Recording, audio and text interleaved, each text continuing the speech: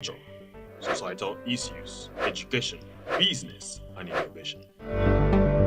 EIN TV, educative, innovative, and nature centric.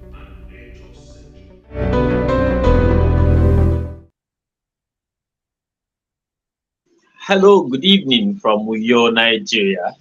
My name is Ediong Senyenen Junobong, and we bring to you Society Watch. I know it's been a long time coming, and it's been quite some time we brought this your way, but we sincerely apologize for, keeping you waiting for that long a time.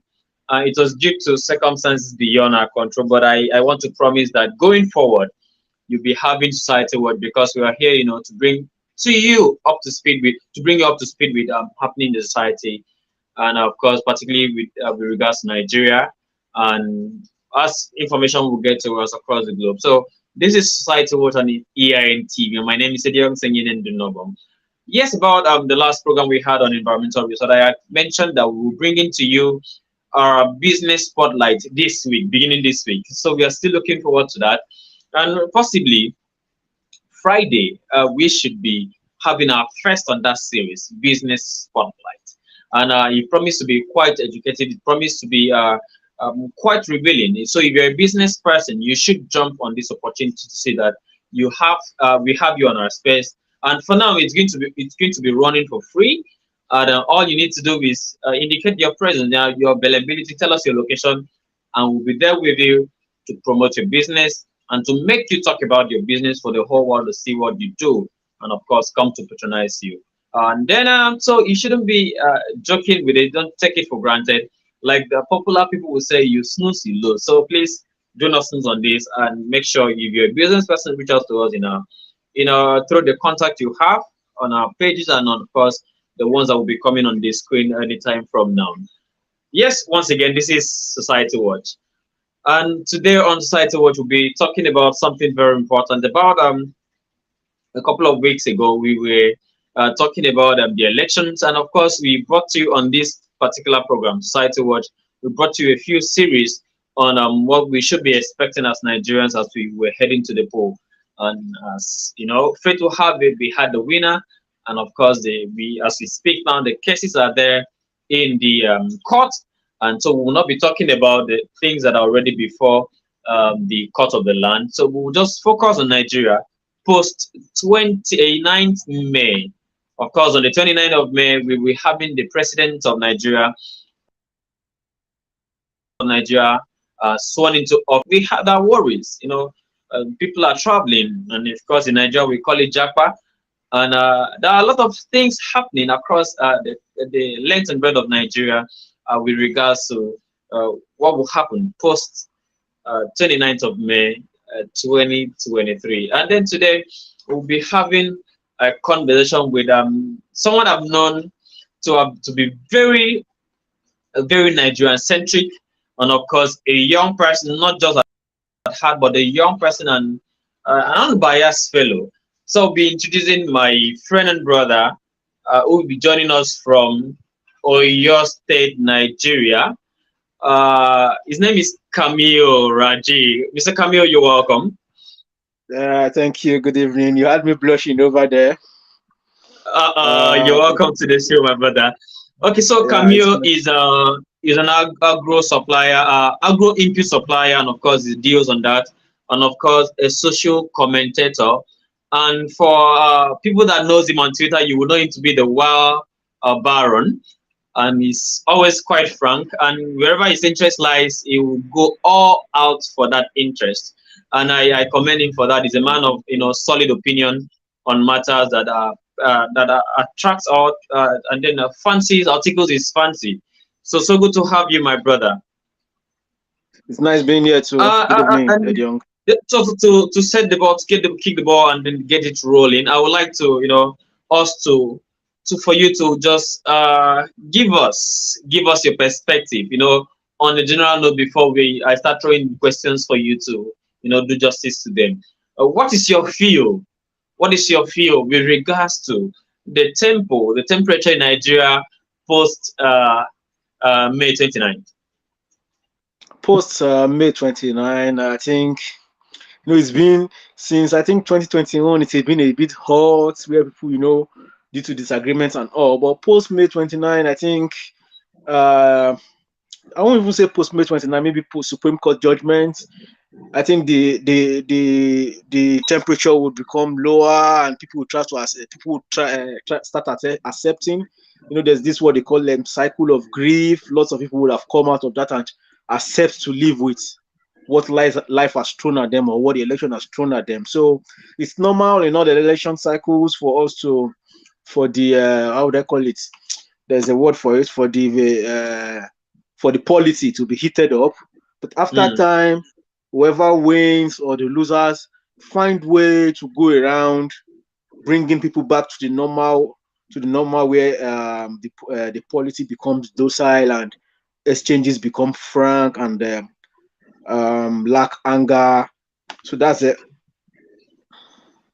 Okay, yeah, that's quite frank of you. And I expected nothing less from you with that regards, because I actually knew your position prior to the elections, during the elections, and even after the elections. Now, let's, before we Yes. get into the national issues, your state and where you reside currently, there's going to be election. I know you to be. We're not supposed to be talking a party here, but I know you are very, glued to the APC, and of course, your governor is a PDP man, and from the public opinion, he's been doing quite well.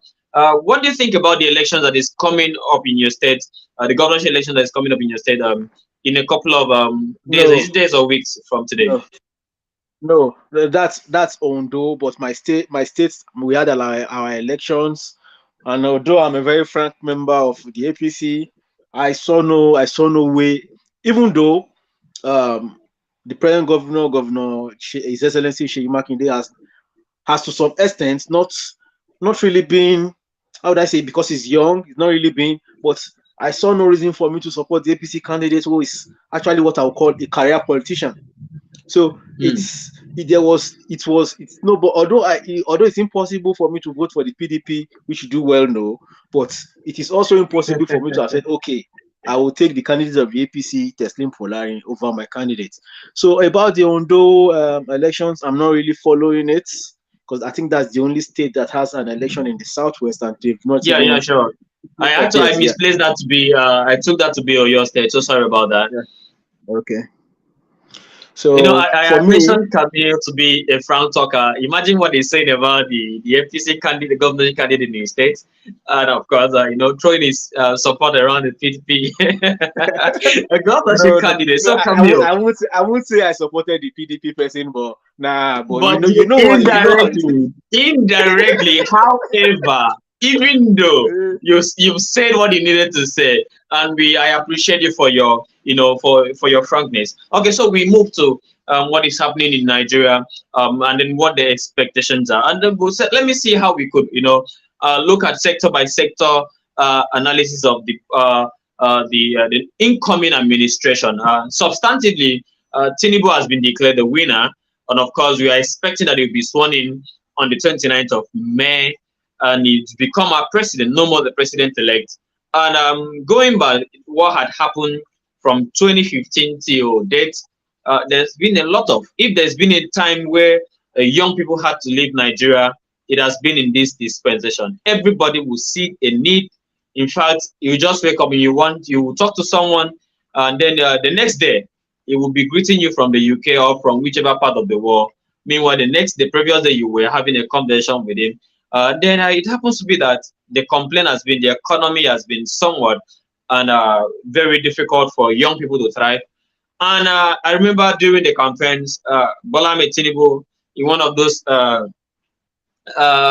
campaign arena, talked about Ewa Bado and all of those. And someone who is in the agro sector, uh, what do you think will be the things, the energy Bola Tinubu, the president elect, who by virtue of what will happen on May 10 will become our president?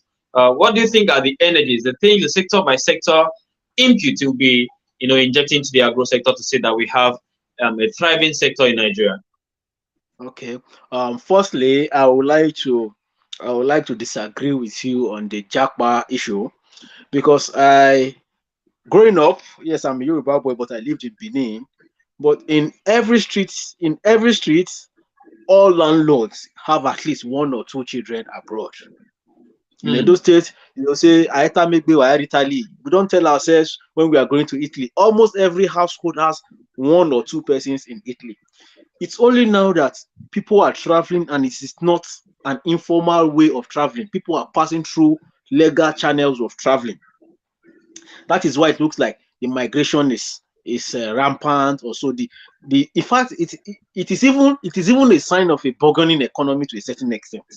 The reason is that to a certain extent, people now have the funds to say, okay, they want to pay for education abroad or even to loan some money. People are now able to say, okay, I will loan you this money. See, it's I would say it's a growth from what we used to have back in maybe the 90s and the 2000s where you had to follow the Sahara Desert. Now I would leave that point and come to the matter of agric. Uh, Firstly, the vice president is a man of agric. I think he did agric economics, and his state, Borno State, is the richest when it comes to farm machinery in Nigeria. And he invested in that, but immediately he got into power. He saw the future that okay, if we do not buy this machinery now, they are not going to get less expensive. They will become more expensive. That's just one. So he's agro allied. Again, the president himself has said he's going to create commodity boards. And if you talk to people around you that did rubber, that did cocoa, they went into it because they were not looking for buyers. The commodity board was always the one they would have set the price. If you cannot sell, the commodity board will buy from you. And I think that's a very good point to go, whereby if it's sure, let's say I have 10 acres of since my network is, can you hear me? Okay. So if you have a cocoa farm or you plan to plant corn, wagbado and all, you already have a market waiting for you if you cannot sell, if you cannot compete outside. That same market is going to be to actually regulate the price, whereby let's say if the commodity board is buying for 500, that will naturally be the benchmark in which you will do your calculation going into the market. And in the market, there is no other person that wants to buy from you at 499, knowing fully well that you could go and sell to the commodity board at 500. I think that will protect the interest of the farmers. And I think he also talked about bringing investors and management bodies into farming. We all know 99% of youths that have money wants to go into agric, but they are scared. Consultation is one, Kiniko is one. They've heard so many stories. Now, what they are planning to do is to bring management firms. You have a farm, you have your land. Okay, let these firms manage these farms for you people, and you get your returns. I think, to me, that's a very good way to go in agric, whereby I'm very sure of whatever I'm buying, whatever I'm producing, I would have a market to sell it to. If I'm bringing agric products from the north to the south, I already know that the price that the agric board in the south is going to buy it is going to be higher than that in the north. So there's no reason why a marketman or a merchant would defraud me of my hard-earned money. So I'm saying this is welcome to riches for we farmers and agro-allied people. Thank you. Okay, I that was a good marketing strategy for your people. Then I don't know why I even brought you on this show, because I didn't know you were going to be quite biased in sharing, your No, thoughts. But then I quite agree with it, because it is it's one manifesto. thing. It's one thing for you, for them politicians. I remember when you were talking about the APC candidate in your state, being a career politician.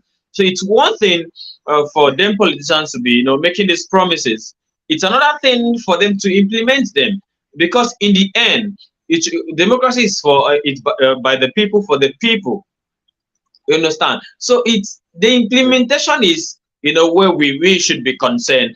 And I mean, that's where I get worried. How would this, trigger a little cut down on the official jackring? Because you said Itato, people used to travel illegally, but now they have the funds. I wonder where the funds are coming in from. Because when you're borrowing, or when you're taking loan to travel, you're traveling in the hope that in your destination country, you'll be able to have a job that will aid you pay back those loans. So I will leave you at that because I know that's quite sentimental. But let's move into another statement that Bola Tinubu, your candidate, and of course the president-elect made. One of those sessions where he was being interviewed, it was about the oil sector, and we're talking about climate change, and there's been agitation for the oil to be left in the soil so that we could have a fresher air to breathe. Let's also invest in alternative sources of energy. We have the solar energy, we have the wind energy, and of course we have this other one that is geothermal energy. And a lot of these are so many sources of energy that we could explore. If you go to Kenya as we speak, about 40% of their energy source is from geothermal energy source, and they are doing very well. But I remember in one of those engagement, he said that until money, I'm paraphrasing now, until money is given, that he will not comply with their climate change and all of that. And if you come to the Niger Delta, and fair enough, you've been in Benin. Let me cut in. Hold on. Fair enough, you've been in Benin. Okay. You've been in Benin. So how do you think this will help our environment?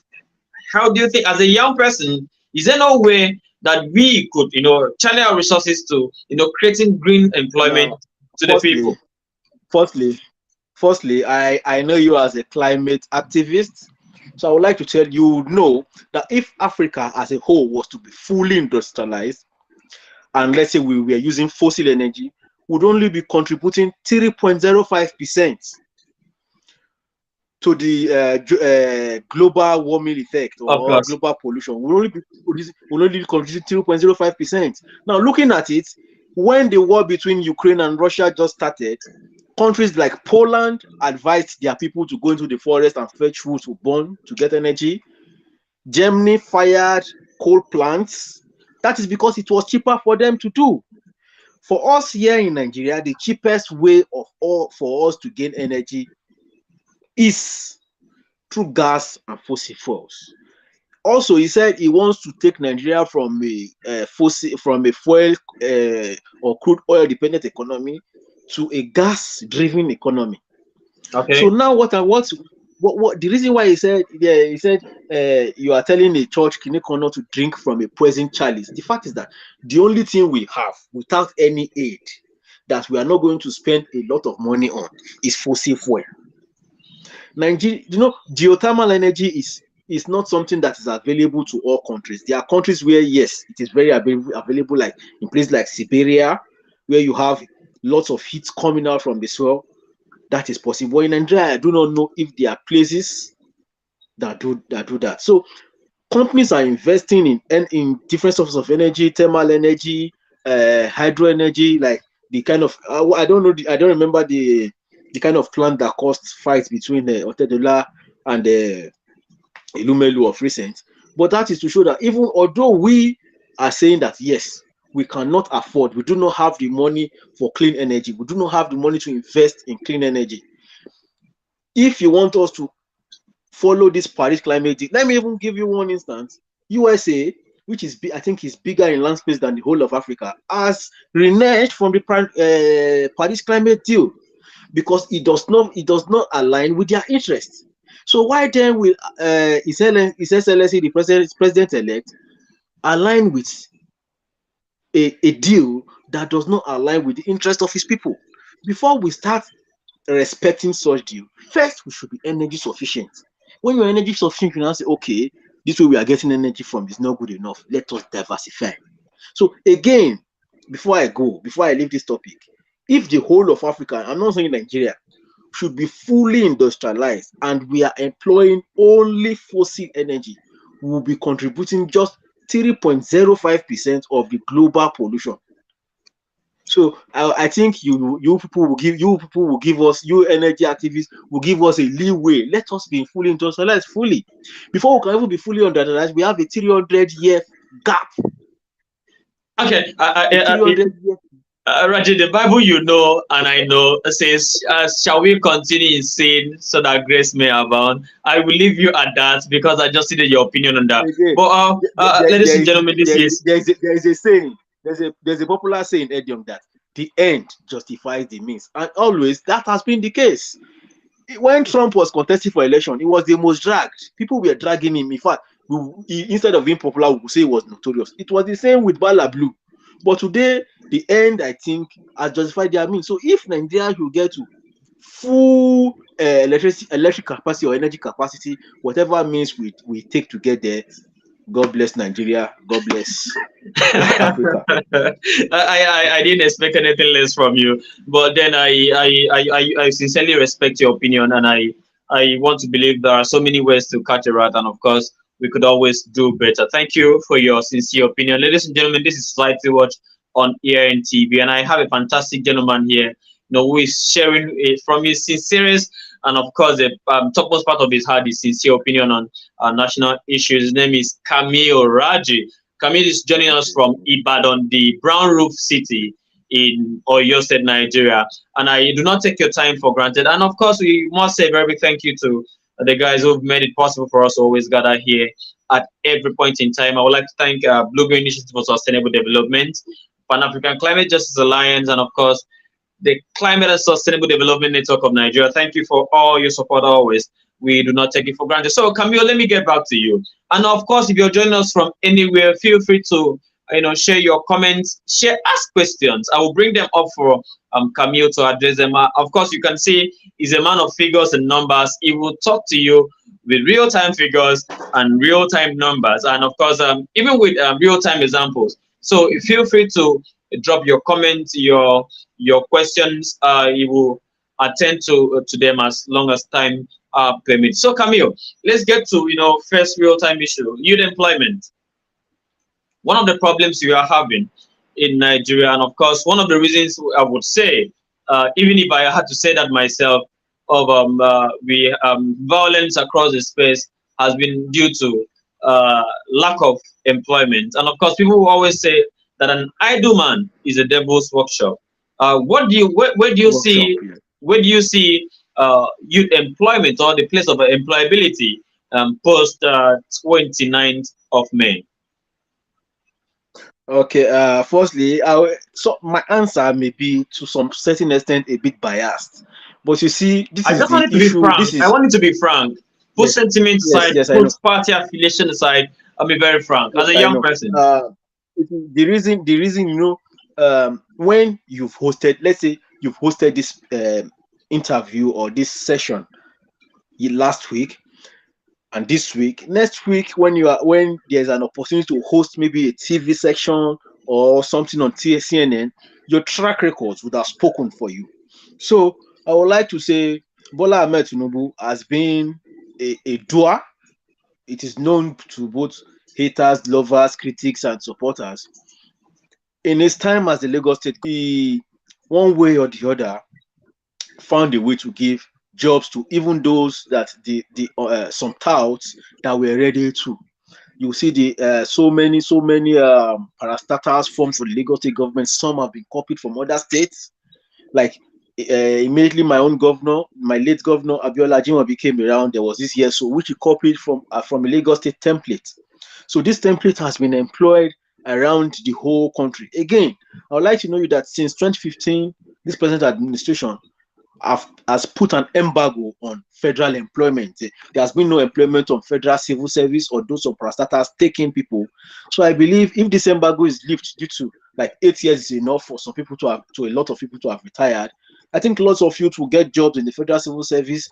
And behold, I'll believe to you that he is a man of the local government. You know that. You know how he suffered for local government. And I once argued, I said, job employment is not actually the job of the federal government. I would say, how many people are being employed by the American government? It is if the numbers were available, it is possible that there are more people in the federal civil service than the whole US can employ. Except maybe this their parastatal, if their parastatal is different.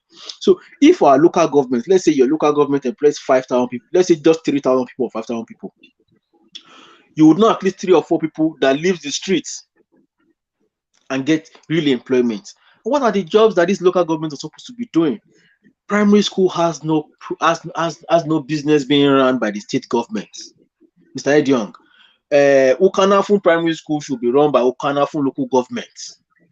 Any primary school in Egbeda local government should be run by Egbeda local government. That means the cleaners, they would even provide jobs for people, because one way or the other, let me tell you, our economy is an economy of work and shop. So the only way the politicians in charge of local government will see money is by putting people and giving them jobs. We've been arguing. There's been a back and forth when it comes to local government autonomy, and it seems. What do you see in this regard? And you said something there, and I will come back to you on the economy of work and job. But I'm talking about the local government autonomy. That as Nigerians, we understand that. So the issue of local government is I think only a politician president can have that done. Because let me tell you, giving local government autonomy means that, number one, if you have 18 local governments in your state, there's a very high possibility that all 18 local governments will be keenly contested in your local government elections. If local government has economy, you cannot just say, okay, I put a caretaker here, I put a caretaker here. No. So it is against the wishes and interests of state governors for our local governments to have autonomy. So most times, and for local government autonomy to happen, we need a concurrent 2/3 of the whole state's assembly, like your state, my state, all states. 2/3 of them need to agree for local government autonomy. And you would have to know, most of the time, our state legislation is just a rubber stamp for our state executive. So it will be hard, but I believe a Persian president can do and undo when it comes to that.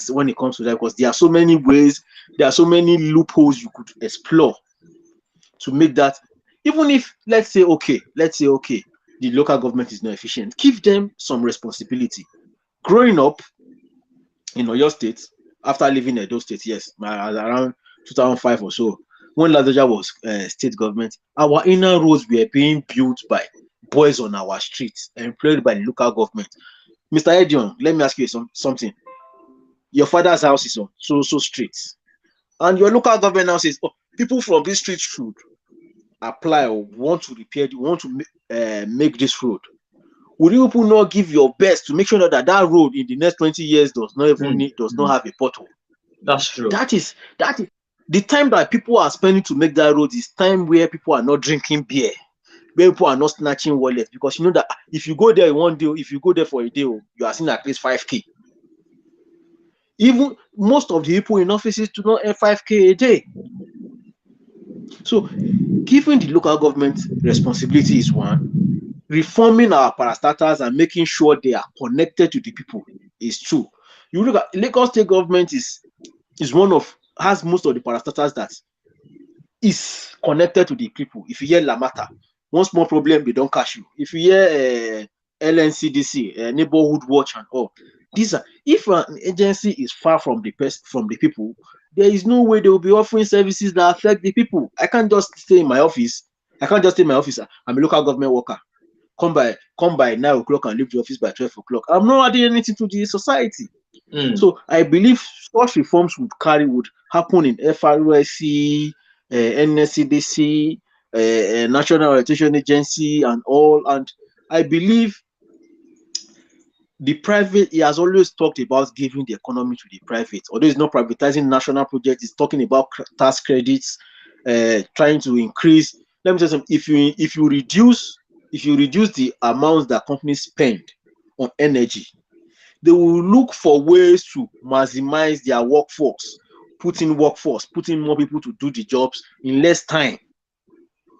So I believe, although I'm not expecting a miracle, yes, Nigeria, there is no Messiah if Jesus Christ comes and wins Nigerian elections today, it will come to a point he will want to resign. Because whenever it's true. Coming from you, that's quite sarcastic, man.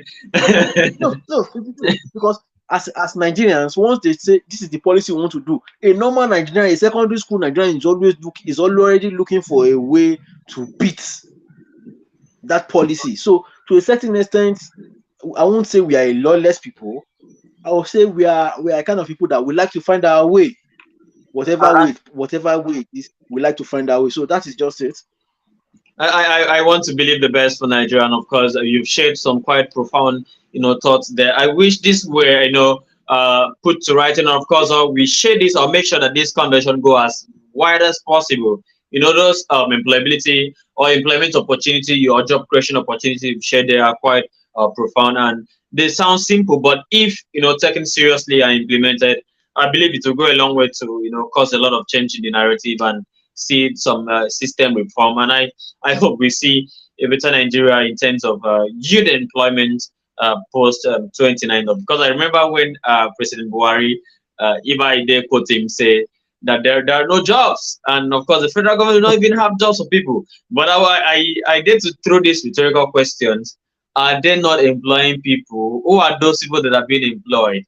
You understand? So these But are the issues. no, no. The thing is that the federal civil service on its own is not employing, but parastatals have been employing year on year, and I have known and seen some people that have applied and they've gotten jobs. So things like FRSC, NSCDC, even the police force, etc., CBN, EFCC. These are parastatals, and to a certain extent, they are not directly under the federal ministry of the federal civil service. So the federal civil service alone is like a parastatal on its own with many ministries. So most of these parastatals have their own budgets and recruit directly by themselves too. So it is a different prerogative from that of the federal civil service. It's all right. It's all right, as Camille. Let's move on to something quite critical. I want us to talk about the polity, and of course the issue of acceptability. And you've talked about the fact that Nigerians are sometimes people that will always want to have their way. They will always want to see things. And there's been, apart from suppression, issue of suppression, there's been some disagreement, or would I say unacceptability in different quarters, particularly from the young people who were like, no, we're disenfranchised, or our votes did not count, and all of that. I don't know how you want to put this, or either on a lighter note or on a very serious note, but do you think if in the end that Bola Ahmed Tinubu is being inaugurated on the 29th of May to be the president of Nigeria, that the larger majority of Nigerians, particularly the young people, will get to accept it, will get to, just adjust immediately? Um, Thank you. Let me speak like one of our parents. Thank you very much for that question. You see, you see, accepting a candidate is one thing. Voting for the candidate is another thing. You see, I as a person, I have been disappointed for the past five, let's say 3 election cycles, where we have just above 10% of our population deciding if we were having election with 120 million votes, 150 million votes, or even 80 million votes, it would go a long way with the president, for the president to know, okay, these are people that are actually very happy with me. But if, let's say, 180 people vote, and you have 180 million people, and you have, let's say, 70 million, you naturally know that 110 million people are not satisfied with me. How do I bring them to the table? But to be honest, in a country of 220 million people, you got 8 point something million votes to win. It is irrelevant. And even those that are against you, the 12 million people that are against you, is not enough to sample data. It's not enough to sample data, because naturally, if you are going to use that election results to sample data, it would naturally mean that still lots of people more people in the country likes you or accepts you more than those that do not accept you. So going forward, you will still see people today that call Olufalaye, that contested against Obasanjo, their presidents. You will still see people that call Atiku their president. So it's a matter of interest, likeness, and belief. You see, since the election ended, since the speeches have been going on, you would have seen less amount of time where Tinubu is being said, oh, he made a mistake here. Lots of youth are accepting the fact that actually, maybe it was actually what's best for the country. I have seen lots of youth whose minds have changed, seeing the appearances of different candidates and their actions after the election. So it's a gradual process. As much as people may dislike him, if he does a policy now that directly affects their father or their uncle or their state or their local government that brings a sort of, you get, performance begets acceptability. We had, let's say, 20 or 30 million votes. I had 8 million, the remaining to have 6 million, 6 million. How do I convince these 6 million people, these 12 million people, that I'm the best for them in the next election, or that they made a mistake in the last election? Performance, I say, will change the perspective of people. And we that supported him and voted for him or supported him, his performance is still what is going to help us look. Did we make a right choice, or was he a very big mistake? So he is as a position, he knows how to play politics and separate politics from governance, and he actually knows governance. I would like to say again, I'll keep repeating that he's a doer. It is my belief. It is my belief that he will be able to separate politics from governance, and we look forward to the best for Nigeria. However, I made 29 votes, and I'm being very frank, and I want the best for Nigeria, and I know you too. You want the best for Nigeria. Camille, we must thank you sincerely for sparing your time to come on here and TV, and of course to share your thoughts on Society Watch tonight. Despite your very busy schedule, Camille is an economist, so when you see him talk to you, or when you see him talk to you with figures and facts and with data, talking about that, I know that he's talking from the professional perspective. Camille, we haven't appreciated your time, and of course, I had promised earlier that we're supposed to engage for 30 minutes, and I realized that we've spent a bit beyond 30 minutes. I would like at this point for you, to summarize your thoughts before we call it a wrap for tonight. I would like to say, irrespective of who you voted for, or who you supported, or who you believe was best, our viewers, one thing is, when the war in Ukraine happened, lots of people came home. If World War III should happen and people in US, UK hear that nothing is going to affect Nigeria, they will still come home. In fact, when they are asked, where are you from, they will say Nigeria. So I want all of us, whatever policy that is brought out, for us to use it to the best of our advantage and to the best of the country, so that at least whatever happens, growth will come to Nigeria and Nigeria will be great again. Support your presidents, put your country, the interest of your country first before the interest of whoever is president. The whoever is just the president is just like a figurehead. He's just there. He's our servant. So if your servant does not do something right, it does not mean that you have to burn your house. You will still look for ways to to improve things around your house. So let's make Nigeria great. Thank you. Thank you very much, Camille. On a final note, where do you see Nigeria beginning 29th of May? Where do you see Nigeria, sir?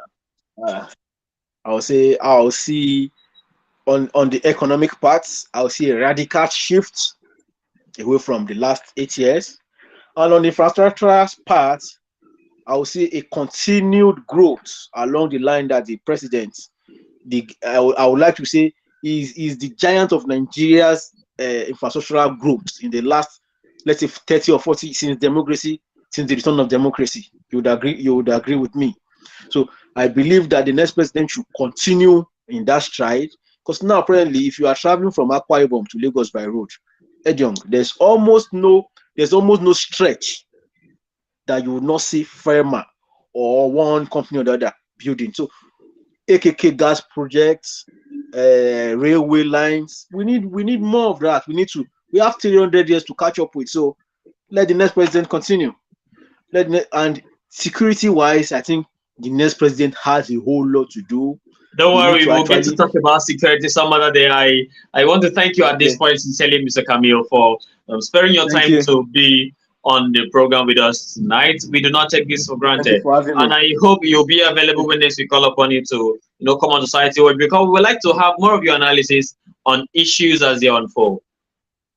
Thank you. Thank you so very much, It's been nice. Camille. It was nice having you Thank you talk for to having us me. tonight. We wish you the very best going forward. Thank you. It's nice being here too. All right, ladies and gentlemen, that will be the size of our program for tonight. We had as our guest for tonight, Mr. Camille, joining us from Ibadan, Nigeria. Of course, Ibadan is known as the brown roof city, and fantastically, they've been doing well. And of course, their governor is being. I watched a video where their governor was being addressed as GSM. And I was like, if Obasanjo just should get to see this, you will say, that means this is one of the products I brought to Nigeria. So Camille is a very unbiased person, and I sincerely do not take his time for granted for coming on the show tonight. And I hope that you would have learned a thing or two, and of course, your passion for the beauty and the growth of Nigeria would have been reignited by those fantastic thoughts that was shared by Camille. And to all of you that have spent your time to be a part of this convention, and of course, we get to watch this convention afterwards. We appreciate you sincerely. While we thank our partners, Blue Green Initiative for Sustainable Development, Climate and Sustainable Development Network of Nigeria, and Pan African Climate Justice Alliance for always supporting us in every of our program. We want to thank you, our viewers, most especially for spending your time and, of course, your resources to be a part of this convention. Most especially, thank you to Camille, once again, our guest, who happened to be part of this show. And of course, I had announced earlier on this show that we'll be bringing on our business spotlight. Please, if you're a business person, please do not take for granted. Make sure you come on board. And on Friday, we'll bring you the very special, of course, the first edition of that show on your way. And of course, we promise to be quite educating. Of course, business would have been expanded in the process. Thank you so very much for being a part of Society Watch today. My name is Edion Singyen Dunobong, and I wish you a blissful night rest. Bye bye.